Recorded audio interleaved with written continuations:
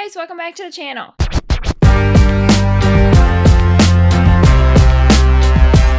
Alright you guys, so in the last video we talked about what went wrong with WrestlePalooza. So now we are going to talk about what the WWE can do to make these PLEs better and make the fans invested again, because I feel like there is a little bit of disconnect lately between the fans and the PLEs. So this is what I think that the WWE could do and what would bring me more invested into the PLEs. So the first thing is I think that the WWE could get better at building these PLEs. I am one who loves a good story, loves a good history. I really want to feel like the two people that are fighting don't like each other and really want to, fight against each other because of this history that they have. One of the best one of the best fights and feuds was Rhea and Liv. And with Rhea and Liv, you had all of this backstory, all of this history, everything that went on that built up, and that made the SummerSlam moment when Dom turned on Rhea and helped Liv win the title even better and even bigger. So I feel like the first thing that they need to really do is start building these PLEs more. They need to build the storylines. They need to really create the history there, because not every match can build a storyline in 2 to 3 weeks, and that's the turnaround time that we are currently seeing. A lot of matches need a lot more time to build that. And don't get me wrong, there are some matches that can easily build in 2 to 3 weeks because the people more than likely already have history or they have something going on. So that's not the case for everybody, but I just feel like that is the case for most of these matches. We would rather see a long-term storytelling than a quick fix. And I feel like a lot of the PLEs that we have seen recently are based on the quick fixes. How can I put these people in a match on the card as fast as I can so that they know that they're going to be there? And that's not always the best solution. Another thing that I think honestly would help is to take out some PLEs. I feel like we're constantly a revolving door with PLEs. I feel like, we have one and then 2-3 weeks later we have another one. 2-3 weeks later we have another one. And it just seems like a never-ending revolving door. If you start at the beginning of August, in August we had SummerSlam, which was 2 nights, keep in mind. Then at the end of August, we had Clash in Paris. And then we are now at September and we just had WrestlePalooza. And then in the middle of October, which is 2-3 weeks from now, we have another one in the Crown Jewel. So just this never-ending revolving door of PLEs, I feel like is not only exhausting sometimes, it doesn't give you enough time to do your job and to build these storylines, these events, these promos. Like, it just does not give you that time frame to really cater to that specific event. So I feel like spacing those out or taking some of them out would be a lot better. I also feel like not announcing them like literally a few weeks before they actually happen would be better. I think that they need to lay out on the table all of their cards. This is the PLE for this month, this month, this month. That way we know what to expect, you know what to expect, and we can build on that and grow on that. I think that would help a ton. And I think it would make the fans not as exhausted, because I know that personally, like recently, especially with just everything going on, I've had a hard time keeping up with who's fighting where and where they're going and who's winning what, and it's just been a lot. It's been a lot. And it's not been a lot in a good way where you are like super invested and you are like, oh my gosh, what is the shot coming now? So I think there's been a lot of disconnect with the PLEs because they are been more random and they've been more frequently.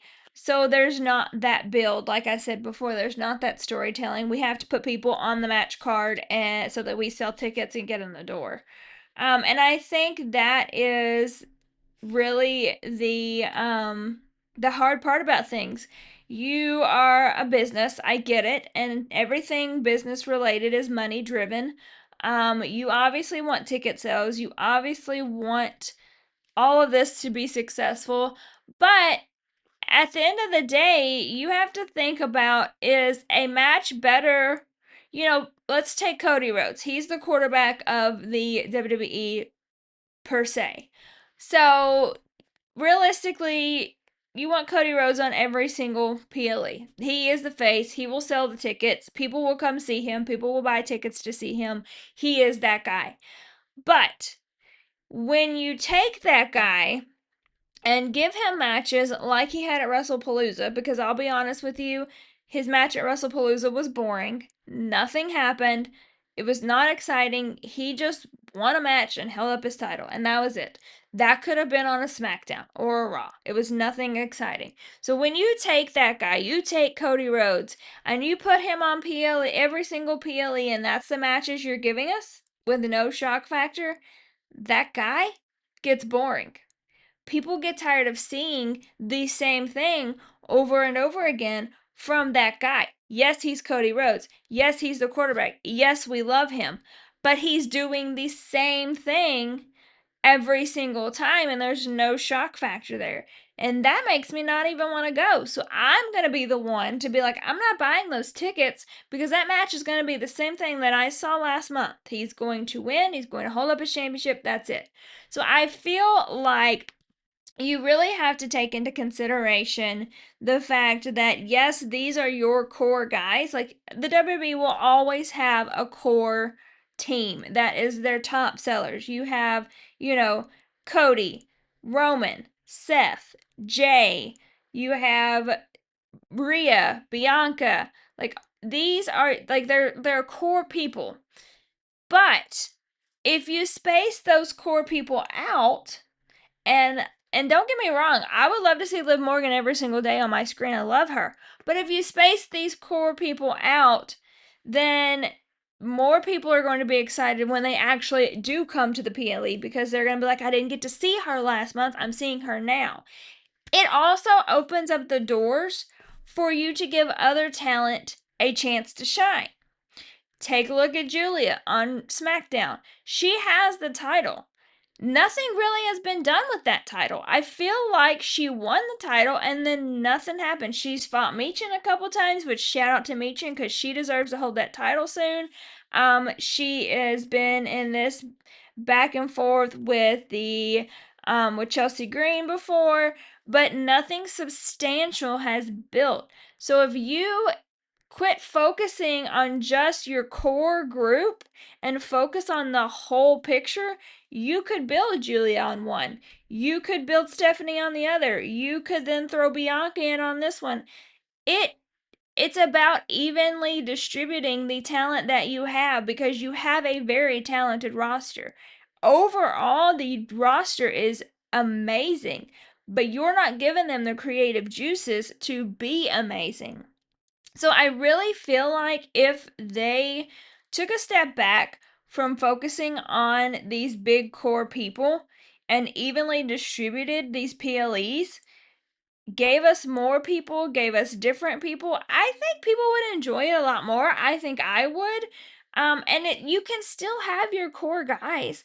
Like, you can put Cody Rhodes on a Clash at Paris, and then put Roman Reigns on a Crown Jewel, and then put Seth Rollins on a WrestlePalooza. Like, you can still space them out and give the people, some of the main people, but not all of them. Like, they don't have to have all of them constantly every single time. That gets exhausting. And obviously, when you have a SummerSlam and a WrestleMania that are 2 nights, those people are going to be on those shows regardless. Actually, it doesn't matter if they're 2 nights or 1 night. Those people are going to be on those shows. Those are your guys. Those are your people. Those are your core. But these other PLEs in the year, give somebody new a chance. Give Mello the spotlight he deserves. Give Big Jim the spotlight he deserves. Give Julia the spotlight she deserves. Give all of these people that we don't get to see more time and more spotlight, because I feel like when you do that, you're going to have more people wanting to watch, and you're going to have more than just your core four. this person's going to get super invested in Chelsea Green because they love what she is doing, and they're going to watch her every single time. They're going to buy tickets to see Chelsea Green. Then you're going to have this person to get super invested in Carmelo because they love what he does and wants to see him every single time. So then they're going to buy tickets for Carmelo. So then you're not having these people just buying tickets to see Cody, just buying tickets to see John. They're buying tickets to see Cody and Carmelo and this person. They're buying tickets to see John and Julia and Stephanie, and you're just broadening their viewing experience. They're being more invested in more wrestlers, which benefits you in the end. Because if they're anything like me, when you're invested in more wrestlers, you want to see them. You want to be at every PLE that they're at. You want to buy their shirts. You want to buy their merch. You want to buy their cards. You want to support them. So that just brings you in the money that you may lack because those core guys are not on your PLEs. So I just really feel like I get it. Money is a huge factor. At the end of the day, you're a business. You have to not only pay your superstars, you have to pay venues, and you have to do all this stuff. Like, it is a business. I can't even imagine what goes into it, but I feel like they're going about it as the quick cash grab instead of the bigger cash grab that could actually help them in the end. So overall, I honestly think that the WWE has the chance to improve these PLEs, especially after this WrestlePalooza kind of flopped. I think that was a good reality check for them, that people are now spending $30 a month on ESPN to watch these PLEs. ESPN is paying a ton of money to have those PLEs, and so now the ball is in your court. You have to show up. You have to figure out what you need to do to entertain the network that you're on and the fans that pay the money to see the shows. Because let me tell you one thing, if these fans get exhausted with the way things are going, there goes your money. There goes your ticket sales. There goes your shirt sales. There goes your viewers. There goes all of that. So you really have to figure out the best balance between the fans and the money.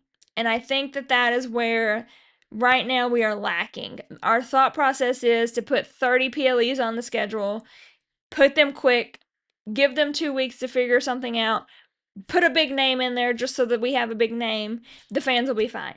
And that's not the case. So ultimately, I am hoping that this WrestlePalooza will turn things around. We'll get back to the quality PLEs that I know we can have and that I know WWE can do. And we will be stronger from this fiasco that we had. So let me know what your thoughts are. What could WWE do to improve the PLE for you? What would you like to see more of? And as always, subscribe to my channel, like, comment, follow me on my socials, and I'll see you guys next time.